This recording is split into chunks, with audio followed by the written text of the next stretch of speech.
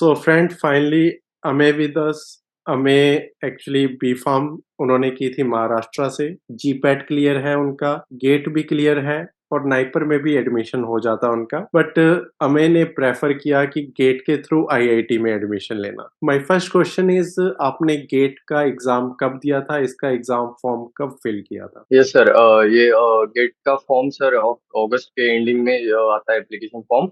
और उसकी exam Feb में होती है सर। तो आपने गेट बायोटेक्नोलॉजी से दिया था या गेट लाइफ साइंसेज से? सर मैं एलिजिबल था गेट बायोटेक्नोलॉजी से भी और लाइफ साइंस से भी। लेकिन मैंने लाइफ साइंस दिया था। गेट लाइफ साइंस में मैं क्वालिफाई किया।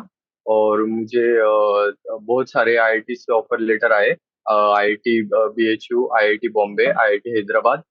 आईआईटी हैदराबाद में मुझे मेडिकल बायोटेक्नोलॉजी से मिला था ऑफर लेटर। आईआईटी बॉम्बे से एजुकेशनल टेक्नोलॉजी के लिए, और आईआईटी बीएचयू से बायोकेमिकल इंजीनियरिंग। तो ओके। मैंने ये फील्ड रिलेटेड था, तो इसकी वजह से मैंने बायोकेमिकल इंजीनियरिंग सेलेक्ट किया। सुना है गेट जो लाइफ साइंसेज होते हैं उसमें एक केमिस्ट्री सब्जेक्ट तो रहता ही है, लेकिन 4 यस सब्जेक्ट सर। रहते हैं जिसमें से 2 सब्जेक्ट आपको सिलेक्ट करने होते हैं। सिलेक्ट करना था। Yes sir, right. आपने वो 2 कौन से सिलेक्ट किए थे? सर मैंने जूलॉजी और माइक्रोबायोलॉजी किया था सर, विद तो केमिस्ट्री और एप्टीट्यूड। क्या एप्टीट्यूड और केमिस्ट्री ये कंपलसरी है सर। और बाकी के सब्जेक्ट मतलब बायोकेमिस्ट्री है, फिर जूलॉजी, बॉटनी, माइक्रोबायोलॉजी, ये अपने को उधर सिलेक्ट करना होता है सर। तो आपको क्या लगा कि बेस्ट मेरे लिए ज़ूलॉजी और माइक्रोबायोलॉजी रहेगा? क्वेश्चन पेपर मतलब क्वेश्चन पेपर क्वेश्चंस देखे सर मैंने सबके। तो उसके अकॉर्डिंग मुझे थोड़ा इजी लगा। रीड किया था, उसके अकॉर्डिंग मैंने जूलॉजी माइक्रोबायोलॉजी के, तो वो सॉल्व किए सर मैंने। तो जैसे कि हमें पता है बी फार्मेसी वालों को जीपैट का एग्ज़ाम भी देना होता है, गेट के लिए भी अगर वो यस अलग सर। से, क्या इसके लिए अलग से प्रिपरेशन करनी पड़ती है गेट के लिए, या जीपैट में जो आपने पढ़ा होता है बी फार्मेसी में वो सफिशिएंट होता है? वो सफिशियंट है सर। मतलब जो कोर्स कंटेंट है, सिलेबस गेट का वो रिलेटेड है सर।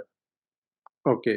उसके लिए कोई मतलब जो रेफरेंस बुक है मतलब बायोकेमिस्ट्री के लिए यूज सत्यनारायण, हुँ, वो मतलब, और इसके लिए माइक्रोबायोलॉजी के लिए कोकारे वगैरह रीड की थी सर मैंने। ओके। तो मतलब जो आपने बी फार्मेसी में पढ़ी हुई थी बुक्स और यस सर। टॉपिक वो सब कवर यस हो सर। जाते हैं गेट के इस एग्ज़ाम में। Yes sir. तो आपने गेट का एग्ज़ाम 3rd ईयर में दिया था या 4th ईयर में? थर्ड ईयर में भी दिया था सर एक्सपीरियंस के लिए। बट मैं थर्ड ईयर में क्वालिफाई नहीं हुआ, और फोर्थ ईयर में गॉट सिलेक्टेड। तो अब हम बात करते हैं जैसे गेट लाइफ साइंसेज़ की, तो get yes life sir. Sciences में आपका क्या था, रैंक क्या था? सर मेरी रैंक सर ईयर 2000 अराउंड थी। तो फाइनली जैसे आपका गेट का एग्ज़ाम का रिज़ल्ट मार्च अप्रैल में आ जाता है, राइट? और यस उसके सर। उसके यस बाद सर। ही आईआईटी अपने एडमिशन प्रोसेस स्टार्ट कर देती है। एडमिशन। अलग-अलग पोर्टल होता है, अलग-अलग एप्लीकेशन फिल करनी पड़ती है या कॉमन पोर्टल होता है? सर को पोर्टल में रजिस्टर करना होता है, उसका आईडी मिलेगा। फिर हर एक आईआईटी के लिए उसका अलग से रजिस्ट्रेशन फॉर्म फिल करना होता है, वो आईडी से। फिर जिसमें फिर ऑफर लेटर काउंसलिंग होता है, मतलब एक्सेप्ट, रिजेक्ट और रिटेन के लिए।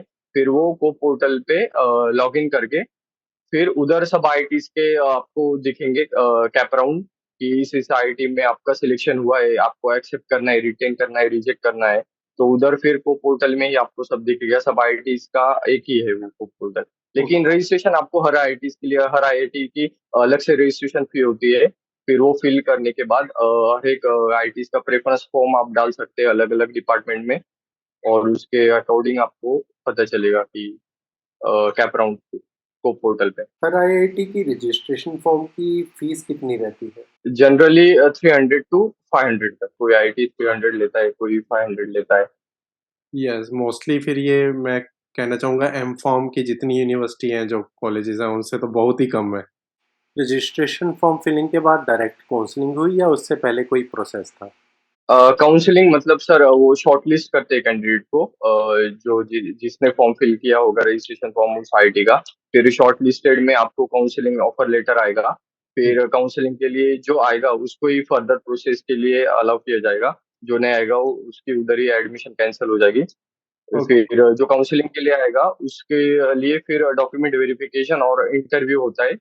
ओके। और इंटरव्यू में जनरल क्वेश्चंस पूछते हैं। जनरली कैसे क्वेश्चन पूछते हैं? और लाइक आपने बी-फार्म में क्या स्टडी किया है या कोई आपको इंडस्ट्री यस एक्सपीरियंस? सर, आपका कोर्स कंटेंट क्या था आपका? और फिर प्रोजेक्ट कौन-सा किया आपने यूजी में?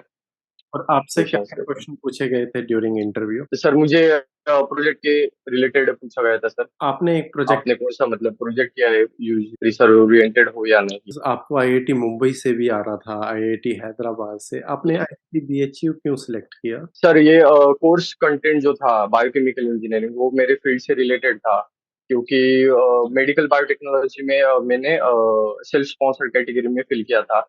वो भी होता है कि आप गेट थ्रू अप्लाई कर रहे हो या self sponsored category through apply कर रहे हो। सेल्फ स्पॉन्सर्ड कैटेगरी में आपको गेट का जो स्टाइपेंड है वो नहीं मिलेगा, और गेट के थ्रू अप्लाई करोगे तो मिल सकता है। और आईआईटी बॉम्बे में मुझे एजुकेशनल टेक्नोलॉजी के रिलेटेड मिला था। जो डिपार्टमेंट है वो मेरे फील्ड से रिलेटेड नहीं था, तो मैंने वो सिलेक्ट नहीं किया। मीन्स आपको क्या कितनी स्कॉलरशिप मिलती है गेट की? गेट की 12,400। और यहाँ पे आईआईटी में फीस कितनी रहती है जनरली? जनरली मतलब एकेडमिक फीस तो 29,000 है, तो उसमें से 9,000 रिफंडेबल है। आपकी क्या सोच है इसके बारे में कि MTech does it matter for pharma student या एमफार्म ही करनी चाहिए? सर मतलब अभी एमटेक मतलब फार्मा जो किया तो मतलब वो सिर्फ फार्मा रिलेटेड कंपनी से डील करेगा, और एमटेक किया तो मतलब बहुत सारे डिपार्टमेंट्स ओपन हो गए, आईटी फील्ड ओपन होगी, फूड इंडस्ट्रीज ओपन होगी, तो मतलब वास्ट फील्ड है। हर एक तरफ से मतलब एमएससी के स्टूडेंट्स है, बीटेक के स्टूडेंट्स है, फार्मा के स्टूडेंट्स है मेरी डिपार्टमेंट में अब। कुछ स्टूडेंट पूछ रहे थे कि अगर कोई पर्सन एमटेक करता है लाइक फॉर एग्जांपल आईआईटी में, यस।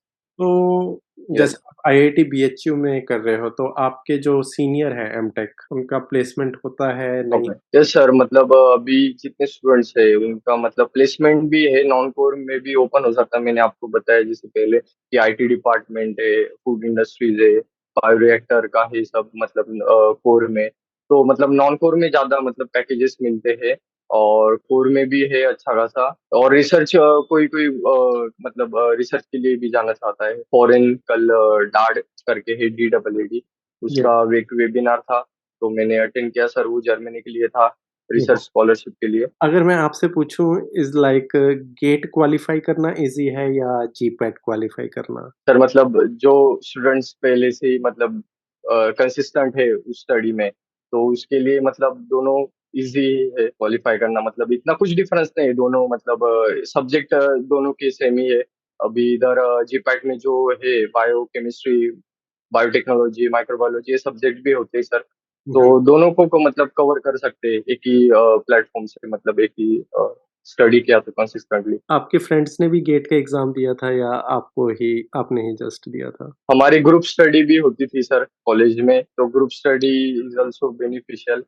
हुँ, हुँ। तो मेरे फ्रेंड ने भी दिया था सर, वो भी क्वालिफाइड हो गए। और आपका कॉलेज कौन-सा था? मेरा college sir RC Patel institute of pharmaceutical education and research, Shirpur, Maharashtra.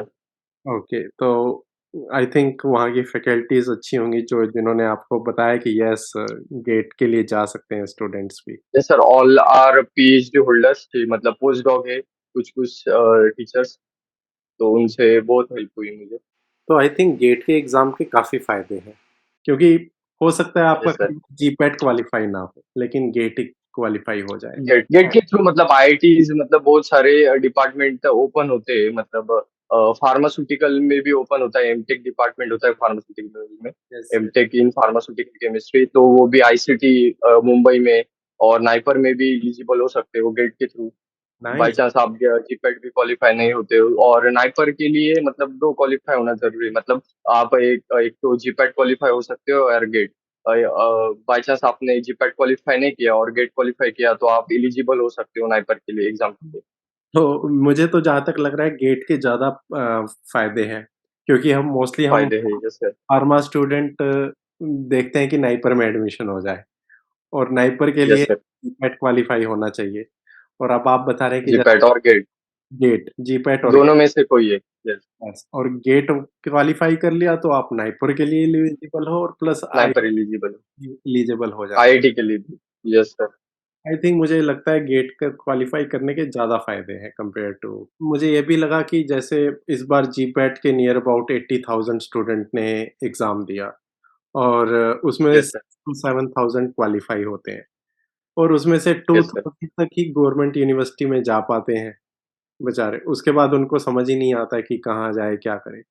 Eight least yes sir, there are number of IITs, number of NITs, yes GATE के sir, through NIT, yes sir. इसमें एग्ज़ाम देने वाले स्टूडेंट भी कम होते हैं, नियर अबाउट 30 आपके time कितने लोगों ने दिया था एग्ज़ाम? मेरे टाइम 29,000, तो यस सर। और मतलब जो कोर्स कंटेंट आप सिलेबस देखते हो गेट का, तो उसके अकॉर्डिंग आपको स्टडी करनी होती है, और जो टफ लगे उससे मतलब आप यूट्यूब में भी वीडियो देख सकते हो, ठीक वो इजी होता है। मतलब मैंने वैसी स्टडी की थी, मतलब जो टॉपिक हार्ड लगे उसके मतलब यूट्यूब ट्यूटोरियल्स और अनअकैडमी में बहुत सारे वीडियोस है, फ्री मिलते हैं, वो फ्री अपलोडेड है यूट्यूब पे, तो हुँ, आप वो भी देख के पढ़ाई कर सकते हो अच्छी। और previous year questions is most important. Okay. आप मतलब ओवरलुक करके जाओ प्रीवियस ईयर क्वेश्चंस, तो आपको बहुत हेल्प होगी। मतलब मतलब इस बार तो मुझे बहुत सारे प्रीवियस ईयर क्वेश्चंस के प्रीवियस ईयर क्वेश्चंस की लगी, सिर्फ मतलब वैल्यूज वगैरह चेंज हो क्या आए थे सिर्फ। So thank you Amit, thank you for this video.